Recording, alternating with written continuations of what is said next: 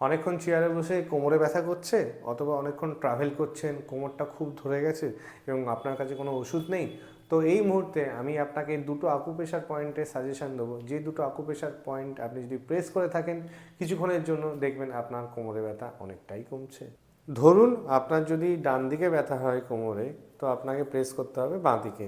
তো আমাদের little finger এবং রিং ফিঙ্গারের মাঝের যে স্পেসটা আছে, মানে আমি এই স্পেসটার কথাটা বলছি, এই স্পেস দুটো আপনাকে প্রেস করতে হবে। ফর এক্সাম্পল আপনার কাছে এই জিনিসটা আছে, আপনি এইভাবে প্রেস করে থাকলেন 5 মিনিট, আবার এইভাবে প্রেস করে থাকলেন 5 মিনিট, এবং যখনই আপনি প্রেস করবেন কয়েক সেকেন্ড পর থেকেই দেখবেন আপনার কোমরটা লাইট হচ্ছে। যদি আপনার পায়ে ব্যথাটা যায়, সেই ব্যথাটাও দেখবেন আস্তে আস্তে অনেকটাই কমে আসছে। তো ভিডিওতে আপনি কমেন্ট করে জানান আপনিও কি কোনোদিন এরকম পরিস্থিতির শিকার হয়েছেন।